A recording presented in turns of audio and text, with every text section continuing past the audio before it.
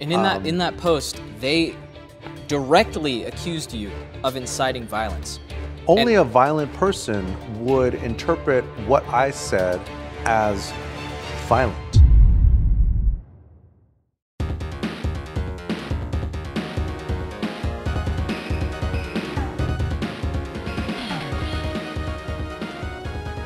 I just wanted to do something fun for the background.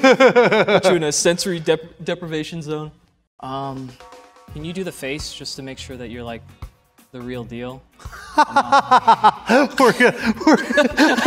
We're gonna scan your face to prove your authenticity. Just gotta take my word for it. I could be a clone. Okay. My name is Gootecks. I am a fighting game community veteran / lifer. Competed for many years. I traveled the world. I've run events. I've run tournaments. I've produced web content for 20+ years. I think I've done basically everything except for get like top 8 at Evo, maybe. Right. Yeah. And what are you doing now? What do I do now? I live, I exist, I live here in Vegas, I DJ on Fridays, I study new technologies, I'm terminally online. It's always good. One of these days I'll start playing Street Fighter 6 again, maybe, perhaps. That's still on the table. Yeah. Let's start off with what's on everyone's mind, the big elephant in the room. Okay. What was running through your mind when that infamous moment happened that changed the course of online internet history for all time? Which one? What was going through my mind at the moment where you're like, this is my moment, I have to capture it. The PogChamp face was made. Yeah. You and Mike Ross just kind of had a moment where you knew this is gonna pay. This is gonna pay out for sure. This is the one. This is the one, yeah.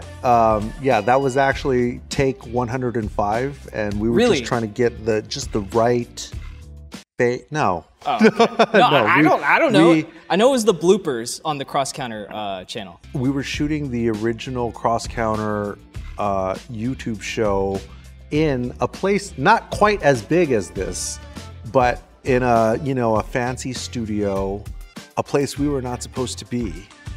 And how'd you get in there? You just knew somebody? You know, it's like you just splinter celled your way into the and then you put on the janitor's clothes, and then you open the door, and then next thing you know, you're shooting a YouTube show for Machinima. And then we're in the midst of shooting, and Steve, our cameraman producer, was walking to fix our hair or something like that, kicks the tripod, almost knocks everything over, caught me by surprise, and that's how the face was made. If he didn't skip leg day, you would have missed out on that iconic moment. Correct, yeah. The whole frame would have gone with it. If he didn't kick it so hard, it wouldn't have caught me by surprise. It caught me by surprise, a moment captured in time, probably because it was on a green screen. I think that probably definitely helped. made it easier. Yeah. For sure. Was it like a hefty camera, like a big? It was like one of those. Yeah. Oh yeah. Yeah, that's sturdy. Yeah. It was it was enough where you're like, are we gonna be in generational debt? Are we gonna be in generational debt? Is there some sort of alarm? Is the real security gonna come to kick us out? Did you really sneak in there? That wasn't a joke? You really sneaked into that studio? There was some reason why we were treading very lightly. Okay. Yeah. Okay. I may have made up the part about snap the guy's neck. As one does. But yeah, I mean, it was the only time we shot there, that's for sure. Okay, because when I was looking at it, it would have been comfortable, it would have been different. Was your normal setup usually just like the couch, where it was just you and him kind of gaming together? In the early days of shooting the original Cross Counter YouTube show, we shot it in many places. The first place was a conference room sitting on boxes of paper. The second place was probably a studio like that. The third place was at a place called the Stream.tv. It was like a studio like this, except much smaller. You know, so we shot all kinds of different places. And then when we shot Excellent Adventures, that was in my room at my mom's. Then, you know. When did you really start to notice that it was like picking up momentum and you were like, this is something that I could actually turn into a series that people are really going to engage with? Episode 1. Really, yeah. It just, from episode 1, just blew up. At the time, we're talking 2010, right? So this is basically ancient internet history for people that may not have even been alive back then. But back then, not everybody was producing gaming content. Certainly not everybody was streaming it live. I had the idea to do the show because Mike was at my place after we shot the original Cross Counter show for Machinima, which is a long defunct YouTube network. It was like there was so much traffic going back to Mike's place, it was just easier to just chill at my place for a little bit. I had the idea to just start recording gameplay with one microphone. We shot like 4 that first time, uploaded them. The first couple episodes got, I want to say 10, 15,000 views on it. Back then, that's pretty good. It was easy to know that we were onto something because at the time there wasn't a lot of that on YouTube. Certainly not, to my knowledge, there wasn't anything like that in terms of fighting games back then. I think we were early, and what we were doing, I think, looked good and sounded good, especially because the next episodes that we did, we had a fancy DSLR like you guys have here, and that brought a whole new dimension to it because in 2010, not everybody had that. The other advantage was that Steve was going to film school at the time, so you know he was invested in production. Mike was trying to be an actor. He was, you know, obviously going to be good on camera. And at the time, like, I had a lot of experience producing local metal bands in a real bygone era. In a previous past life, producing bands, it was easy for me to volunteer to help at Family Fun Arcade when they were trying to figure out how to upload videos with commentary like our Japanese idols were doing in Japan in the Third Strike era. Speaking of Japan, has anyone ever mistaken you for Asian? Are you Asian? Yeah, I am Asian. Yeah, my mom. Yeah, Are you full Asian or half Asian? My mom is Chinese. My dad is Mexican. Okay, because I was like, I was looking into Gootecks. No, it's like if you were to Ryan Gutierrez. Yeah. Am I the problem? No. It's like if you were to make a Filipino in the lab and just add a little bit of Chinese, okay, a little bit of Mexican. Mexican. Oh my God, wait, he's not Asian. Yeah, wait, I mean, I didn't realize you actually made a deal for your likeness that was between like 50 to like 6 figures. How was that for you? Did that kind of like change the trajectory of your life or like your focus? Or was it just a little extra chump change? Were you like, oh, that's kind of cool? Well, first off, when you do the research on the monetization of the PogChamp emote, you probably get to a Kotaku article that discloses an amount that may or may not be accurate, but one way or the other should not have been disclosed to anybody based on the terms of the deal. You're saying that was a leak? 100% that was a leak. Oh. I never. Who would I tell? I would flex that if I got paid 6 figures for a meme or like a blooper reel. For sure. The thing is, I don't feel like it attracts the right attention because I don't think of myself as the PogChamp guy. To me, I'm Gootecks because I was Gootecks long before I was the PogChamp guy. And I'm still Gootecks no matter what happens with a 64 by 64 pixel representation of a moment in time. Twitch was using our intellectual property for years without permission and without compensation. You didn't give them that go ahead to No, be like, absolutely not. Why would I do that? Or I mean, hey, who knows? Maybe I would have if they would have asked. And then one day they decided they wanted to make it legit. Kevin Lin, who was the COO at the time, one day he called me and was like, we're gonna launch a new program called the Cheermotes program, which is basically the animated version of the emotes on Twitch. And we want to use PogChamp as the launch Cheermote. And so I was like, yeah, sure, I'm down. Yeah, that sounds great, fantastic. You know, they're like, oh, you know, this is how the royalties are going to be structured, blah, blah, blah. I'm like, cool, yeah, but what about the past, 5, 6, 7 years or whatever that you've been using it without my permission? What about that? Pay, I'm assuming. What about that? I feel like it took, I don't know, a year and a half, 2 years to like get the deal done. But ultimately, yeah, we found the right lawyer to do it. I think we did pretty well.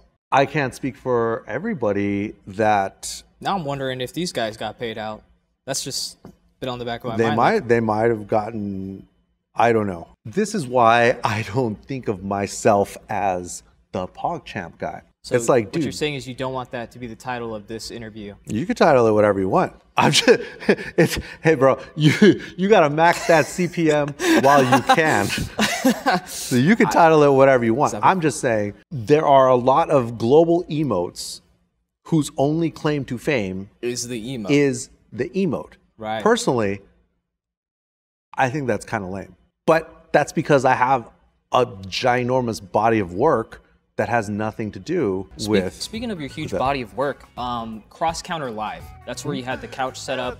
Really nice. It's kind of like this space. Yeah, little small. Yeah, little small, yeah. That's kind of when I started getting exposed to some of the higher production work that you guys did, because I investigated Mike Z, and I saw that Mike Z, who was also bald at the time, that's kind of cool, he came on the show, and then I used that as B-roll in my video, and I was like, oh, this seems really cool. And it was super old, so I was like, man, you guys were really in there. So that had me wondering, what was your guys' favorite guest on Cross Counter Live? Because you had your pick of the industry at that point, I imagine. So is there one that like stood out to you, where you're like... I mean, Dr. Sub-Zero was like such... Dr. Sub-Zero was a Third Strike commentator from the Third Strike era, and also the host of the first podcast that I produced. After we had him as a guest on Cross Counter Live, because the studio, the Stream.tv, was really hungry for content, we were able to basically parlay that into him doing the Ask Dr. Sub-Zero show on their network, the Stream.tv. Was it like a running gag? I mean, we did a couple of episodes. I don't remember how many. I don't even remember how we met them, but somehow he had this porn star on, and then we got invited to like a porn star party up in the valley. Like, talk about second order consequences. Yeah, you're just like, all of a sudden you're at Hugh Hefner's house. It wasn't quite like that, but it was. I mean, I don't think I've been to one since. You know what I mean? Like, yeah, it was. Yeah. Oh my God! Yeah, may he rest in peace. Oh, did he pass away? No, but he might. I mean, nobody's. No. He might be fucking dead. I don't know. I don't know. He might as well be dead. Cheers to Sub-Zero. People to support your work financially, and I don't think there's anything wrong with that.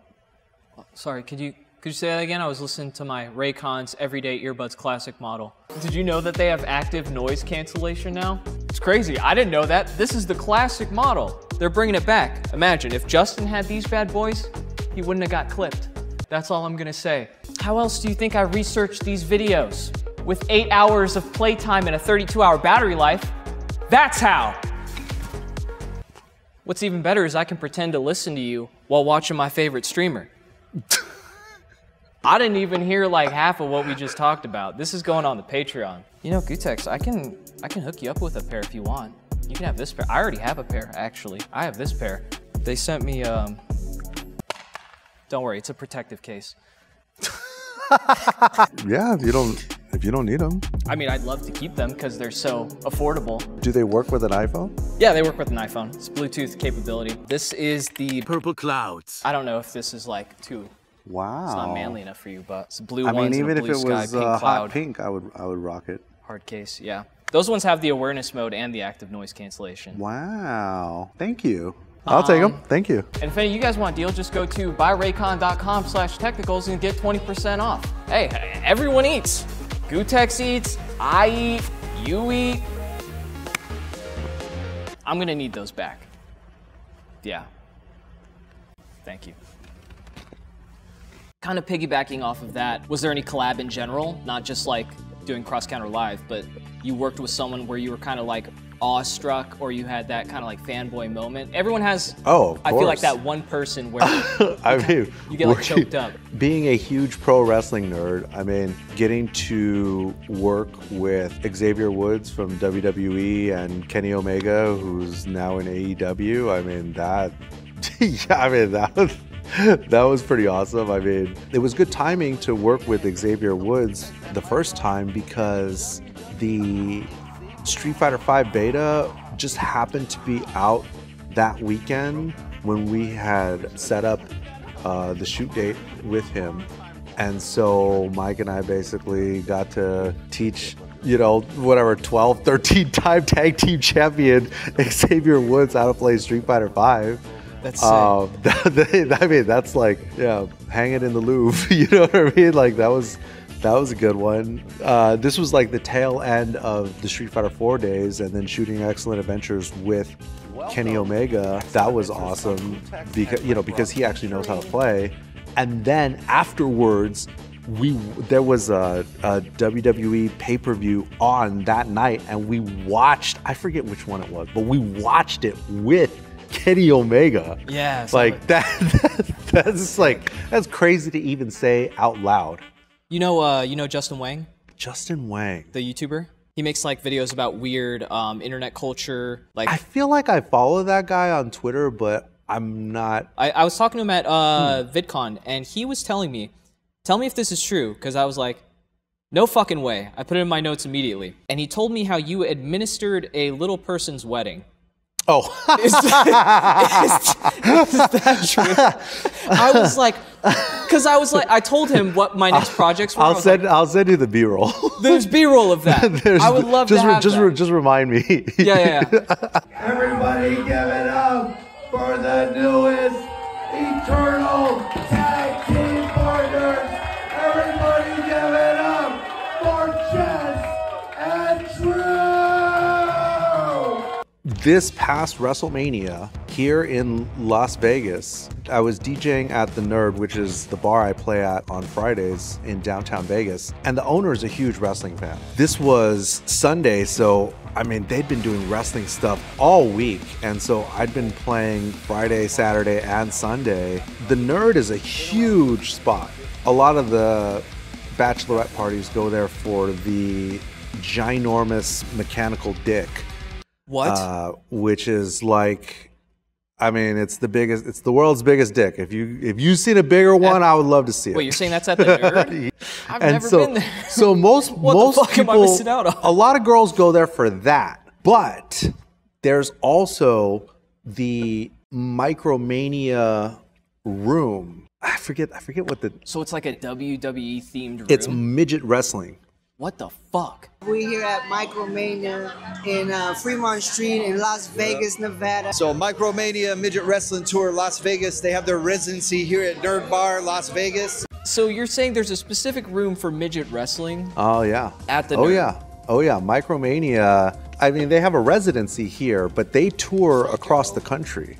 And when I'm DJing night 2 of WrestleMania, this girl comes up and she's like, hey, like, I hear you've officiated a wedding before. Would you be so kind as to do another one? Wait, so not only did you do this one, your reputation precedes you so much. Yeah. That you because Chris G. When was the other one? This couple, the groom asked Chris G if he knew anybody. He's like, oh yeah, Gootecks could officiate a wedding.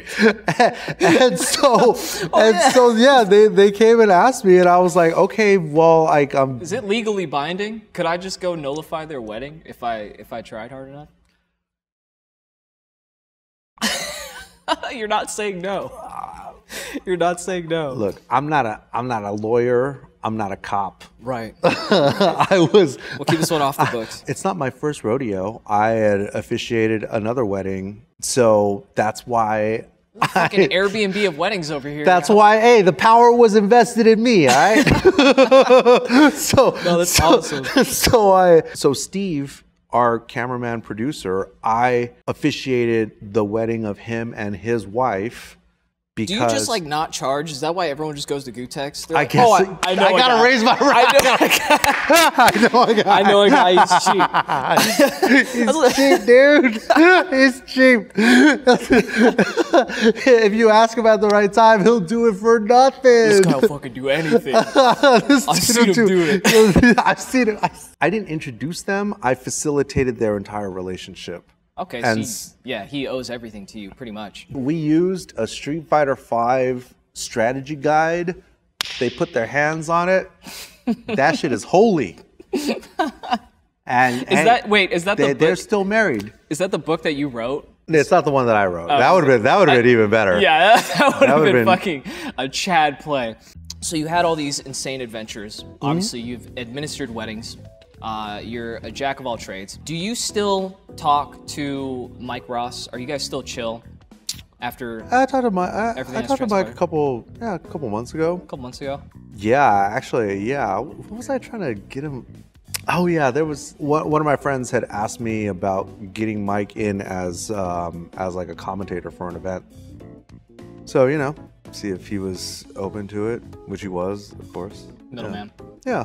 Do you ever miss making videos together? Is that like a time you look back on fondly? What's that saying? Something about good times being now. Like now are the good times. I don't know anybody who got more out of Street Fighter than me and Mike. I don't. You certainly like revolutionized content as far as the FGC early on, because a lot of people, they didn't even have capture cards. They would just like record themselves playing a game and just like talk in the background. You guys had the production, you had the quality, and you had the drive to keep that going instead of, worrying about going to the next local, the next major. It's like when you see people, they're like, oh, I want to get into streaming, so I just spent $5,000 on my streaming PC, and now I'm going to be #1 on Twitch. Like, you need some gear, but that's not what makes people care about the people that they see on screen. Right. I certainly see you still post about the FGC online, but are you still involved in any capacity?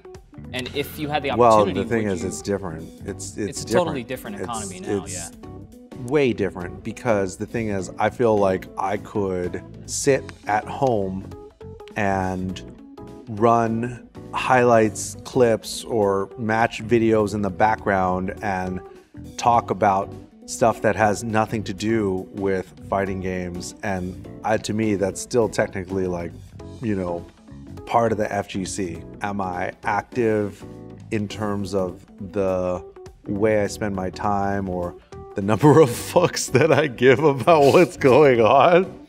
I guess not, but is that permanent? I don't know. I was just curious if in like a production capacity, you seem like you would have a lot of know-how and a lot of... Oh, bro, I'm the master of DIY production. I can do it big budget. I can do it no budget, You seem like you'd be an asset to a team, like if you had Tin can. Bro, I'm an asset to anybody. Anything content, gaming, or technology related, If Mike Ross hit you up and he's like, hey, they need Gootecks, would you hop down? Would you... Yeah, why not? Oh, okay, cool. If I had more drive, if the microplastics hadn't fully diluted my balls, I would probably be producing some kind of content creator course or something like that. When Cross Counter was operating at its best, it was when I would have the vision and then have somebody to make sure that shit got done. Because I'm not the guy to be like, hey, like, did you finish up that widget that you were supposed to be making? you know, like.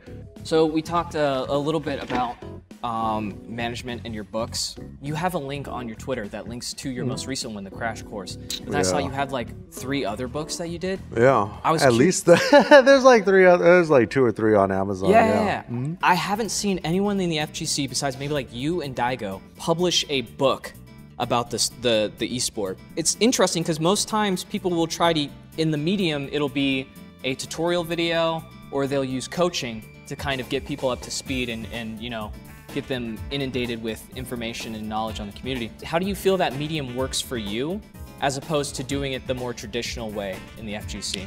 Well, it's crazy that you would call videos the more traditional way. Back in my day, we had FAQs printed out on a dot matrix printer. Right. You know, carved into stone tablets. So for me, I consider the written word to be the traditional way of doing it, especially because I'm old enough to remember when there were gaming magazines like GamePro that would print physical strategy guides. And for me, I don't want to fucking hear about why I should subscribe or hit the like button. I hate the intros. People will spend all this time making this video with their fancy transitions and all the lower thirds and all these fancy graphics, and then not put any of the notation in the description of the video. So when I gotta watch it, when I'm trying to learn this stupid combo, which may not even be practical, I have to pause and then rewind. But I can't go back 1 frame. 1 frame? What are you talking about? No, you gotta go back 10 seconds at a time, forwards or backwards, which is basically an eternity when you're talking about a combo, a fighting game combo. You can use the period and like comma, it'll go back 1 frame, but it's tedious. Okay, all right, good. Good thing I learned something today. All I knew was I get what you're saying. Was K and L. When I used to be like very meticulous with that stuff, I would write all the combo percentages in the description. Because it's like, I spent all this time learning it. Exactly. Why not just fucking put it just put it in the description. That way, I don't even need to watch the video. Ha! Ha! Take that. But then, how would I make money? I guess, yeah, to answer your question, yeah, I mean, it's not supposed to be long, but at the same time, you want to be thorough. Like, technically you can get paid by the page, but you're getting paid by the number of pages that are read, not the number of pages that you're, publishing. Is it a difficult process to get a book published? I've never published a book. No, it's super easy. Why doesn't everybody do it? Probably because they think people don't read books. But personally, I want an audience that reads books and listens to podcasts. This is part of why I don't really do, aside from the fact that I find it ridiculously challenging for the upside, but short form content I think is brain rot. Yeah, for sure. If you want to be famous, I think building that on short form is the worst possible way that you could go about it, because short form isn't long enough for people to build a connection. Long form is the way to go. Some, stuff like this, interviews. That's the way that I started. I started by doing long form interviews and releasing them as audio podcasts 20 plus years ago. It's pretty straightforward. People just sit there and listen to the whole thing.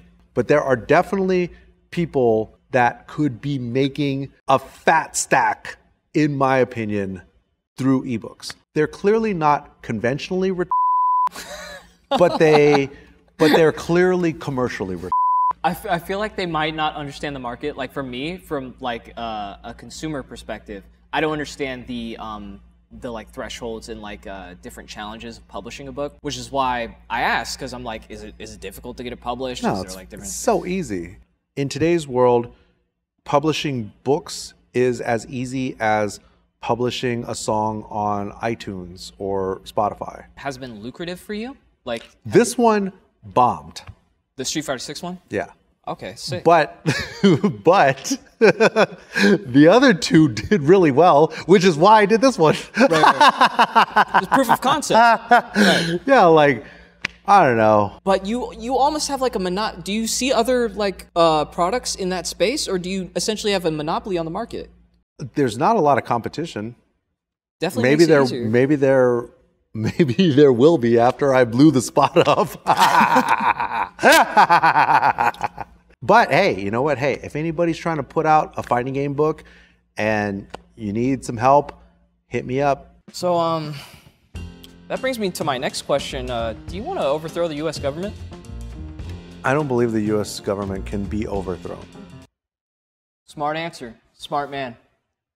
I'm just joking. But that does bring me to the very real talking point of, obviously, Twitch took down your emote after the tweets that happened on January 6th. Mm-hmm. And it should be noted that despite our long-standing mutually beneficial agreement, they did so with no phone call, no text message, no email, all within 3 hours of what I said. Do you feel like that was kind of in the works since the pandemic? Because people were already trying. Oh, it could have been.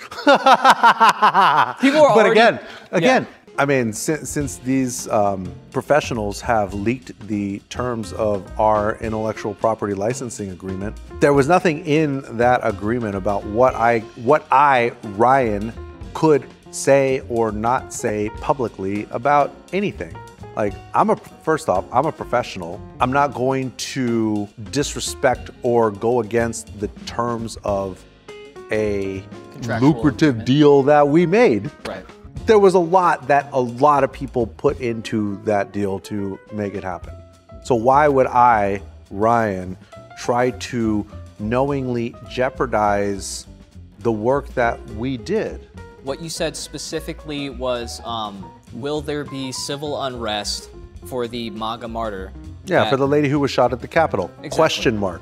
Exactly. Question mark. And civil unrest, it doesn't directly mean violence. It could also mean protests. There's civil unrest there's every time lots there's of ways police brutality. There's lots of ways to be unrest civilly. That's what confused me, because I was like, civil unrest doesn't directly mean violence. Only a violent person would interpret it that way. When you read it, it almost reads like a point of hypocrisy. Like, will there be? Well, yeah, because you're smart, you see? Because you could think, you see? I didn't say that. I didn't tell him to say that either. Obviously, there is a lot of context that gets lost in the written word on a platform like Twitter. Do you think the hysteria kind of like... Oh, 100%. Yeah, that was a pretty heightened moment in yeah, social it was. media. But I was trying to be a snarky asshole by pointing out the hypocrisy that there wouldn't be civil unrest for the lady who was shot at the Capitol, in the same way that there was civil unrest for George Floyd or BLM. That's what I was trying to point out. Okay, do you think that Twitch, at the same time that the January 6ers were pardoned, do you think they should have pardoned your emote?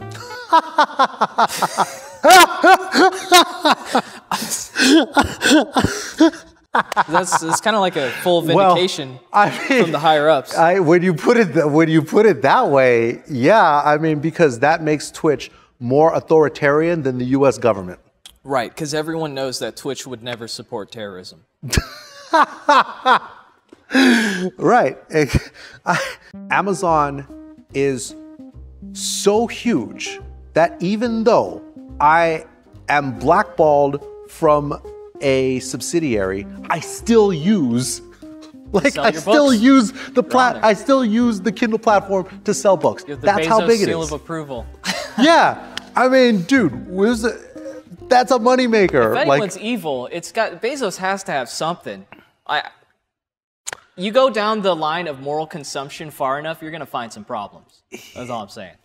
You know, okay, the emote had been used millions and millions and millions and millions and millions of times by millions and millions of people. I think it said something around like 8.9. It was either billion or million. Yeah. Now, what percentage of those people knew who I was? PogChamp was mentioned exactly one time on my Twitter account. If you check all these other emotes, I think you would see in their Twitter profiles, they're like, oh yeah, I'm the face of this emote on Twitch. That's not, like I said earlier, I think that's lame. You would never know it was me unless you did the research and knew. So how are you going to punish millions and millions and millions of people that are just using the emote on the site for some bullshit that I said. Right. You could be like Trihex. They took him down for being black. Well, you never want to be. God. No, that was his first mistake. You can try to police thought all you want, but ultimately, you just end up looking like the evil empire. It's going to find its way to manifest. We've seen it with like Kick, that's now sponsored because they kicked off gambling. Now you have Kick, where it has stake, it has crypto, it has all the things that they've kind of like demonized. It has the unlicensed PogChamp emote. Let's get it's a free-for-all over there. Yeah. Maybe we could get you in talks with Aiden Ross and get you paid out for that. But maybe. Hey, you know what? I hear they have the money. Yeah, And absolutely. it might be one of those situations as same thing with Twitch. I'll but talk to my people, get them in contact. Oh yeah, please. Because hey, you know what? If it's anything goes over there, then who knows? Maybe I should be streaming on Kick. Ooh, maybe I should be streaming myself gambling on Kick. Get a Kick deal. But I do think it's very astute that you read my tweet and then thought of it as like calling out hypocrisy. Yes, because it says civil unrest, but they almost like every single person who interpreted your statement said you were calling for violence. And that's not even, like rhetorically, it's like if you just look up the definition of civil unrest, I'm putting it on the screen right now. This is the definition of civil unrest. Because these are the same people that are of the opinion that we need to have protests in the streets, we need to, speak out against all of these terrible things happening. What the fuck do you think that is? That's civil unrest. I don't know, it seems pretty basic, but if you could have a redo, would you do anything differently from that situation? No. This is why I have never apologized, and I will never apologize for what I said. Because I'm not sorry, because I don't think I said anything wrong. If I felt like I did something wrong, I would apologize. Maybe I would apologize to the unseen handler for Mike and I making things happen behind the scenes that probably felt betrayed. I mean, I'm not really, If it would have been something that we put in the deal, like, oh, hey, by the way, in case of any hot button political topics, we might need to have a chat. That would be different. YouTube, Twitch, Kick, Patreon, every platform can take down whatever content they want. It's their platform. You can kind of excuse older people for being kind of like tech retarded, but can you excuse younger people for not knowing how to like put up a basic website and distribute their own videos? Like, dude, I was doing this 20 years ago. Like, it's not rocket science. And it's knowledge. And it's ancient knowledge. Yeah. It's forbidden art. Oh, if I get canceled, or what if something happens to my channel? Like, I'm more than capable of doing all this stuff myself because it's not that hard. If the PogChamp guy can figure it out, surely you can too. So every time you do that, I think of like Filthy Frank. Like you're doing a Frank, but you know Filthy Frank, right? No, I'm old, bro. I'm old. I live in a cave. Oh shit. Okay. I live in a cave. Let's fucking... He sounds real smart, though. I mean, he transitioned from making YouTube videos where he's playing with dead animals to being an artist that plays in the mall. So, call him pretty successul. Do you have any new exciting like plans or ventures in the future for people to look out for? I'm trying... I have the bright idea to launch a store, an online store, not a physical store. Yeah. For fighting game costume. Like cosplay? Well, I think it's cosplay the other 51 weeks of the year, but during Halloween, it's just a fucking costume. I've ordered samples that have arrived and now have to do the dirty work of putting up the site and getting photos taken and whatnot. A lot of back-end stuff. Yeah, a lot of back-end boring stuff, but I think it's gonna be, it's like I thought about it just in time. It's July right now. It's gonna be hot in October. It's gonna be hot in October. Whatever, even if it only sells a little bit, I think it'll still be worth it because the more hot Chun-Li's and Mai's and Katanas that there are, not just on Halloween, but every weekend. I feel like I contributed to society as a whole. No, yeah.